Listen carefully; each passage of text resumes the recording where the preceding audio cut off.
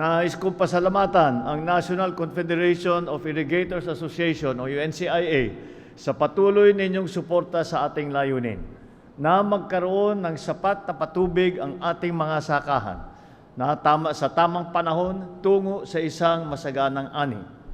Bukod sa pagtalakay sa mga programa at proyekto ukol sa irigasyon, nais ko rin pong marinig ang inyong mga kwento, hinaing at panukala upang lalo pa natin mapabuti ang sektor ng agrikultura.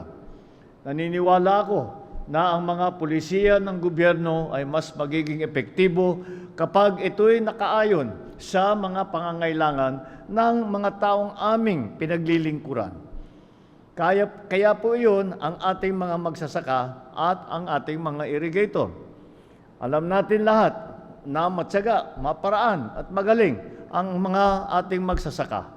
Ngunit kailangan nitong sabayan ng malinaw na plano at tuloy-tuloy na suporta mula naman sa pamahalaan. Maraming hamon hinaharap ng ating sektor ng agrikultura. Nariyan ang pagbabago ng klima, ang pagtaas ng presyo ng produksyon at mga suliranin dulot ng kalamidad. Ilang bagyo at tagtuyot ang dating pinagdaanan na. Tuwing kulang ang patubig o sira ang irigasyon, naantala ang pagtatanim at bumababa ang inyong kita. Batid ko din na lagpas 30% pa ng mga irrigable land ang kailangan pa natin malagyan ng patubig. Kaya't nananatiling malinaw ang prioridad nitong administrasyon.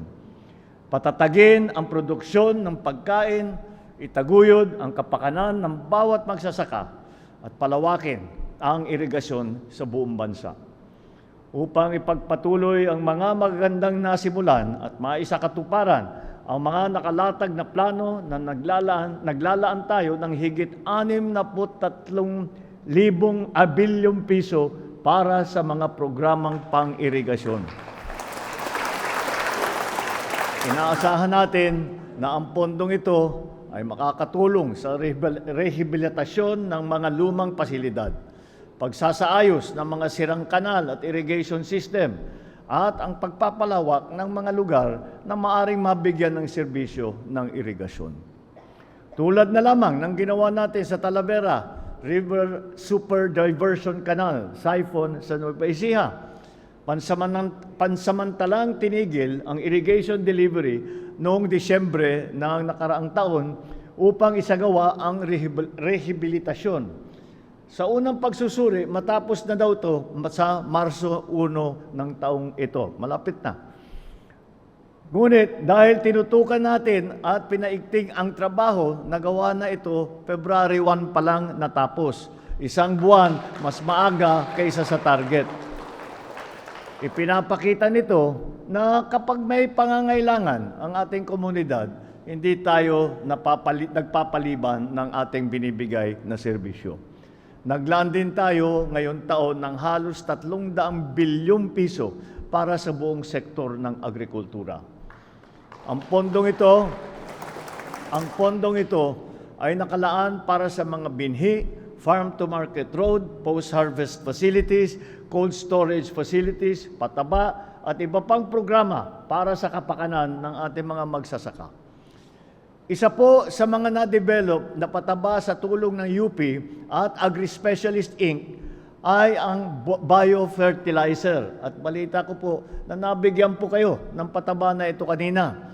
Ay sana po ito ay makatulong sa inyong pagsasaka at sa inyong pag-ani pagdating ng panahon. Malaking tulong ang patabang ito sa pagpapalaganap ng makabagong paraan ng pagsasaka. Kaugnay nito, malaking tulong ang hatid ng mas modernong command center ng NIA na ating titignan mamaya. Noon, mano-mano at mabagal ang pagkuha ng mga datos. Kapag may problema sa dam o daluyan ng tubig, kailangan pang mag-antay ng ulat kung anuman ang kalagayan ng tubig. Minsan, nalalaman lang kapag nasira na ang pananim. Ngayon, binago natin ang sistema. Sa loob ng command center, real time, ibig sabihin kung habang nangyayari, ay mababantayan ang kalagayan ng mga dam ang level ng tubig at ang galaw ng panahon. Sa pamamagitan ng telemetry, ibig sabihin, tinatransmit kagad ang mga impormasyon dito sa command center natin dahil satellite-fed monitoring, kasama na ang satellite-fed weather monitoring dahil po nagpalipad po tayo ng satellite at nasa taas natin at yun ay ating ginagamit upang tignan kung ano yung kalagayan ng mga taniman natin. Mas maaga ngayon nating natutukoy kung kailan magpapakawala ng tubig, kailan dapat maging handa sa pagbaha, at kailan dapat magbigay ng babala sa ating mga komunidad na magiging apektado. Sa tulong ng mga makabagong teknolohiya, tulad ng AI-based, Artificial Intelligence-based crop monitoring, at yung tinatawag na Smart Weather Forecasting Systems, mas natitiyak tayo na nakabatay sa tamang datos ang ating mga proyekto para sa mga sakahan at irigasyon. Nagbabago po ang ating ang klima at kung saan dumadaan ang ulan, saan dumadaan ang bagyo. Dati po, nung bata pa tayo, alam natin, basta may bagyo, alam na natin kung saan pupunta. Doon sa mga iba't ibang lugar. Pagka kami, ako, gobernador ako doon sa Ilocos Norte, pagka sasabihin, may darating na bagyo, alam na namin kung saan nababaha, alam na namin kung saan dadaan yung tubig. Nagbago na po lahat yun. Kaya't kailangan maganda ang koleksyon natin ng datos, kailangan pinapakinggan natin ang mga magsasaka dahil kayo ang unang nakakaalam kung ano yung mga pangyayari sa mga lugar ninyo. Ang lahat na ito ay makatutulong sa ating mga magsasaka at irrigators upang magkaroon ng tamang impormasyon na mabigyan ng proteksyon ang kanilang ani at ang kanilang komunidad. Makikinabang din dito ang bawat Pilipinong umaasa sa sapat at abot-kayang pagkain para sa kanyang pamilya. Gayunpaman, anumang makabagong teknolohiya ang ating ilunsad, nananatiling nakasalalay ang lakas ng sektor ng agrikultura sa ating mga magsasaka. Kayo po ang katuwang ng pamahalaan. Kayo ang nakakaalam ng pangangailangan sa lupa at kayo ang kasama namin sa pagbuo ng mga solusyon. At sa patuloy nating pagpapalakas ng sistemang ito, may responsibilidad ang bawat isa sa atin. Sa mga kawani ng NIA at mga katuwang sa NCIA, huwag natin bibiguin ang ating mga magsasaka.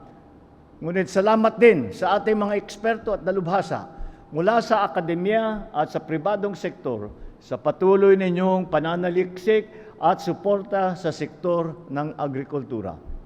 Mas uunlad ang sektor ng agrikultura kung magkakaisa tayong kikilos na may dedikasyon at may disiplina. Sama-sama natin itaguyod ang mas masagana at mas likas kayang sakahan sa buong bansa upang masabi natin lahat ng ating mga kababayan ay may food supply, lahat ng ating mga kababayan ay kayang pakainin ang kanilang mga pamilya at ang lahat ng ating mga magsasaka ay may magandang hanap buhay. Maraming salamat po at mabuhay tayong lahat.